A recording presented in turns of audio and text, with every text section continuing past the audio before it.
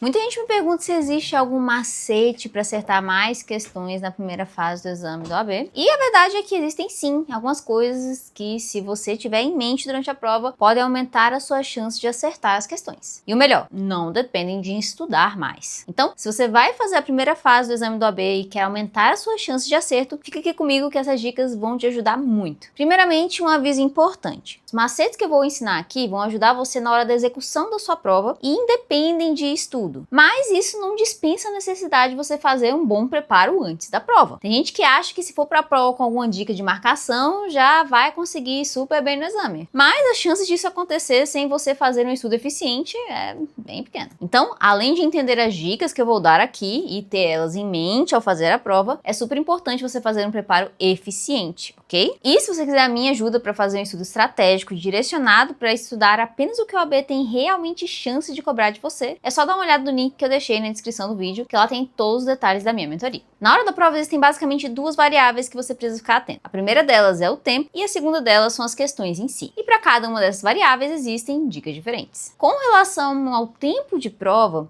é preciso entender que 5 horas pode até parecer muito tempo, mas quando você divide essas 5 horas pelas 80 questões, a gente percebe que temos um pouco mais de 3 minutos para realizar a questão e marcar ela no gabarito. E isso se você não sair para ir no banheiro nem beber água durante a prova, o que é pouco provável de acontecer. Por isso, a primeira dica que eu tenho para você é não perder tempo com questões que você não tem certeza da resposta. Se você gastar 10 minutos em uma questão, isso significa que você perdeu vários minutos de outras questões que você poderia muito bem ter facilidade em responder que estão mais pra frente na prova. Então, teve dúvida sobre uma questão? Não fique ruminando ela. Passe logo para a próxima. Depois que você tiver concluído as outras questões da prova e marcado elas no gabarito, aí você volta naquelas que te deixaram em dúvida. O que já leva ao outro macete importante para você ganhar tempo na prova, que é ir marcando no gabarito durante a prova aquelas questões que você já tem certeza da resposta. Assim, você evita a correria de ter que passar as respostas para o gabarito apenas no final e correr o risco de não dar tempo e acabar fazendo besteira na hora da marcação. Agora, com relação às questões em si,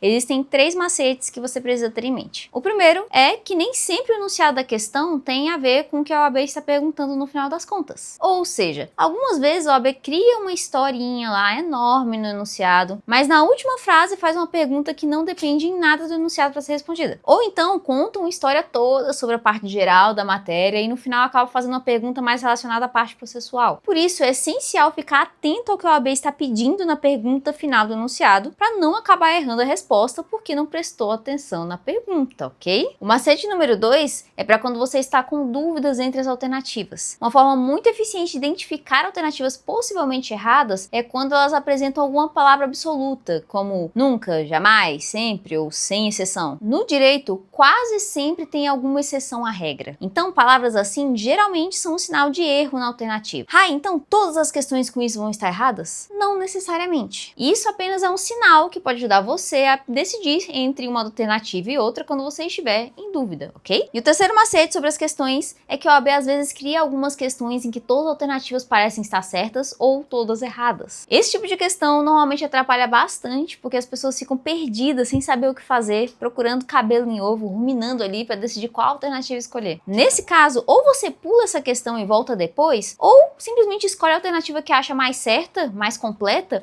ou a alternativa menos errada. Eu sei, é estranho ter que fazer isso, mas infelizmente existe esse tipo de questão. E o importante é você não perder tempo preso nesse tipo de questão, ok? Mas é como eu falei no início, essas dicas não dependem do estudo para te ajudarem, mas elas não substituem um estudo bem feito. Se você não teve um estudo estratégico antes, não são essas dicas aqui que vão fazer a sua vida e fazer você gabaritar a prova. É essencial ter um estudo estratégico focado no que o OAB mais gosta de cobrar e que também caiba na sua rotina para você conseguir se preparar bem até o dia da prova e ter o conhecimento necessário para conseguir os 40 mais pontos para chegar até a aprovação. Aí sim, essas dicas e macetes que eu acabei de passar vão fazer muita diferença lá na hora da prova. E eu não falo isso da boca para fora. Na minha mentoria eu ajudo as pessoas a estudar de forma mais eficiente, focando apenas no que a OAB realmente tem chance de cobrar. E eu vejo em primeira mão a diferença que um estudo estratégico faz. E se você quiser entender como fazer esse tipo de estudo estratégico, é só clicar no link que eu vou deixar na descrição desse vídeo, ok? Fico muito feliz que você me acompanhou nesse vídeo e espero de coração que essas dicas ajudem você a conseguir a sua aprovação. Seguindo essas dicas aqui que eu te passei, você tem tudo para ter um melhor aproveitamento lá na prova e com certeza vai conseguir executar melhor o seu exame para poder ter mais chances de passar nessa primeira fase.